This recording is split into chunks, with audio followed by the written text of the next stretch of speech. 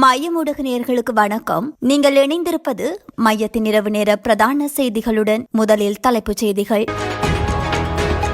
விளையாடிக் கொண்டிருந்த சிறுமியின் சங்கிலி அறுப்பு வெளியான தகவல். வைத்தியசாலையில் விசேட வைத்தியர் மீது தாக்குதல். விகாரபதியை கொன்றவருக்கு விளக்கமறியல். நாடாளுமன்றத்தில் கூச்சலிடுபவர்கள் வரிசையாக சிறைக்கு அனுப்ப நடவடிக்கை. எந்த வழியூடாகவும் ராணுவத்தை தண்டிப்பதற்கு இடமளிக்க மாட்டோம், விமல் வீரவன்ச தெரிவிப்பு. தேசபந்துவுக்கு நேர்ந்த நிலை, காரணத்தை கூறும் ஜனாதிபதி அனுர. நாட்டில் புதிதாக களமிறங்கும் சிறப்பு அதிரடிப்படை. ரஷ்ய அதிபர் புடினை கொலை செய்ய சதியா, கார் வெடித்து சிதறியதால் அதிர்ச்சி. அமெரிக்காவில் சிறுவன் துப்பாக்கிச்சூடு, 2 பலி, பலர் படுகாயம். தொடர்வர விரிவான செய்திகள்.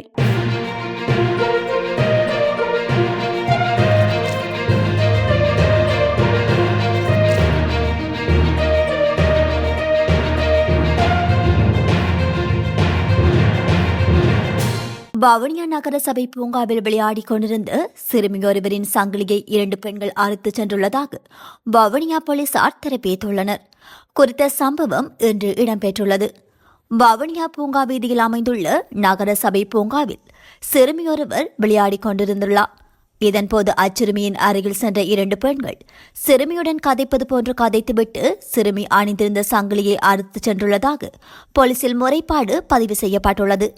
குறித்த முறைப்பாடு தொடர்பில் வவுனியா குற்றத்தடுப்பு பிரிவு போலீசார் விசாரணைகளை ஆரம்பித்துள்ளனர்.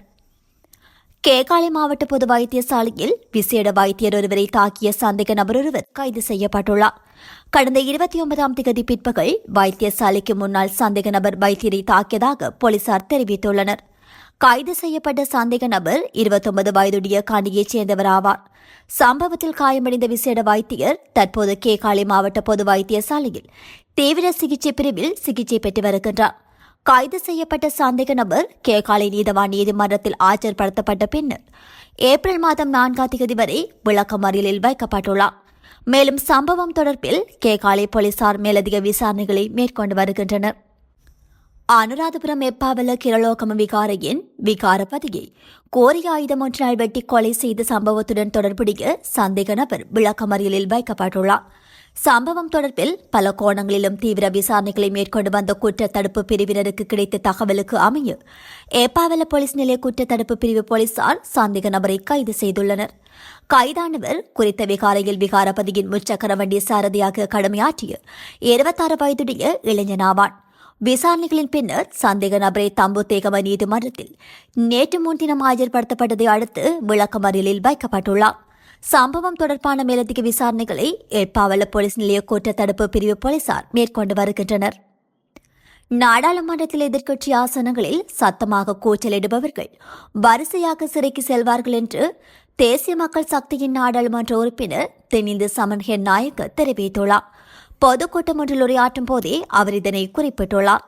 எனவே நாடாளுமன்றத்தில் சத்தமாக கூச்சலிடும் எதிர்க்கட்சியினர்களின் பெயர் பட்டியலை ஒழுங்காக வைத்திருந்தால் சிறைக்கு செல்வோரின் பட்டியலையும் அடையாளம் காண முடியும் என்று அவர் தெரிவித்துள்ளார்.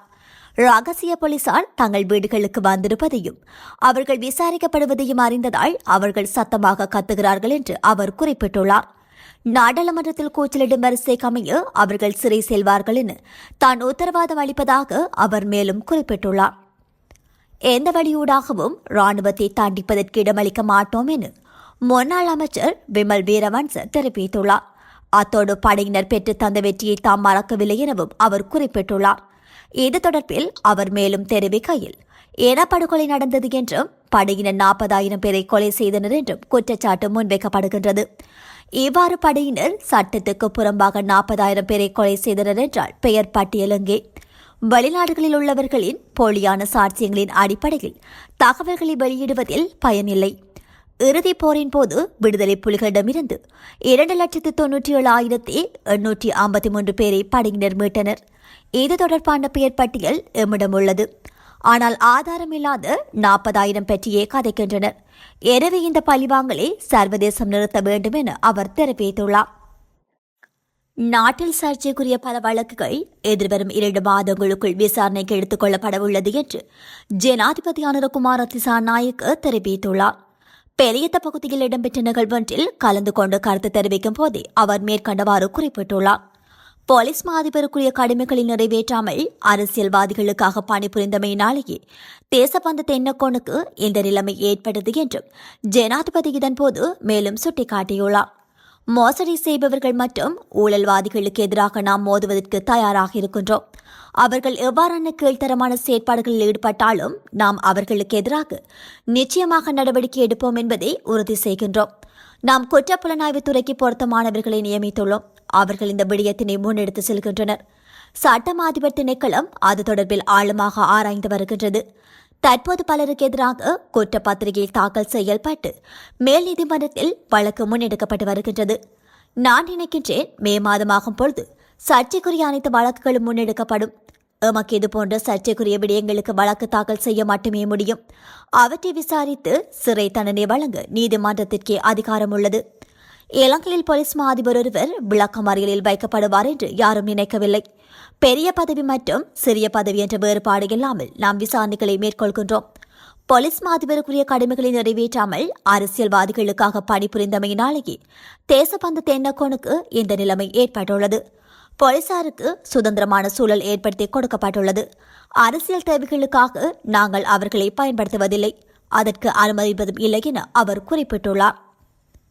நாட்டில் சட்டவிரோதமான நடவடிக்கைகளை ஒடுக்குவதற்கும் பாதுகாப்பை மேன்மேலும் உயர்த்துவதற்கும் உறுதி செய்வதற்கும் 500 சிறப்பு அதிரடி படையினர் களமிறங்க போகின்றார் என்று பொதுமக்கள் பாதுகாப்பு அமைச்சர் ஆனந்த விஜயபாலா தெரிவித்துள்ளார். அவர் மேலும் தெரிவிக்கையில், தெற்கில் சமீபத்தில் நடந்த துப்பாக்கிச் சூட்டு சம்பவங்களை கட்டுப்படுத்த 4 போலீஸ் குழுக்களை நியமித்துள்ளோம்.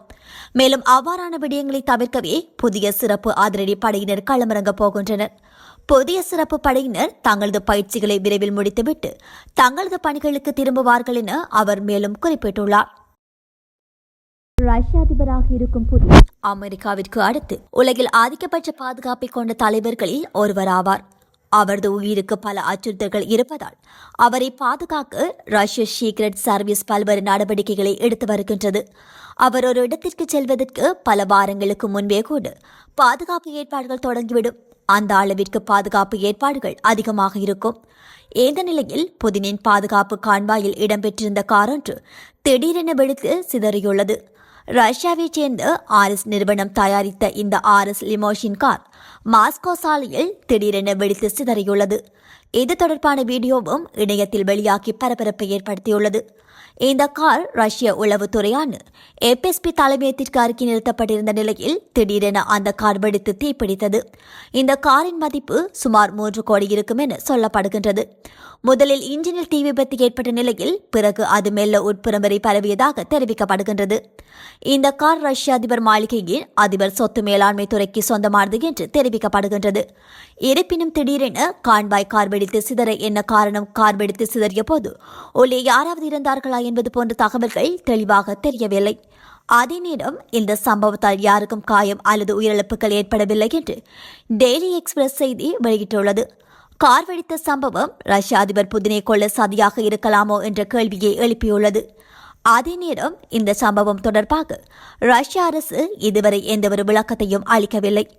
ரஷ்ய அதிபர் புதினை கொலை செய்ய சதித்திட்டங்கள் நடந்து வருவதாக கூறப்படும் நிலையில் இந்த சம்பவம் ரஷ்யாவில் பரபரப்பை ஏற்படுத்தியுள்ளமை குறிப்பிடத்தக்கது. அமெரிக்காவில் வாஷிங்டன் மாகாணத்தில் அமைந்துள்ள சியாட்டில் நகரின் டகோமா பகுதியில் உள்ள வீட்டில் இரவு நேர கேளிக்கை நிகழ்ச்சி ஒன்று நடைபெற்றது. இதில் 50க்கும் மேற்பட்ட இளைஞர்கள், இளம்பெண்கள் பங்கேற்றனர்.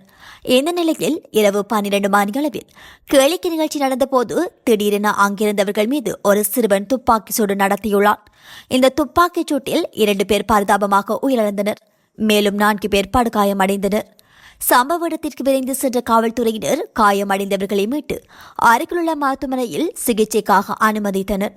துப்பாக்கியுடன் நடத்திய சிறுவனை கைது செய்த காவல்துறையினர் தொடர்ந்து மேலதிக விசாரணைகளை மேற்கொண்டு வருகின்றனர். இத்துடன் மையத்தின் இரவு நேர பிரதான செய்திகள் நிறைவு பெறுகின்றன. நன்றி.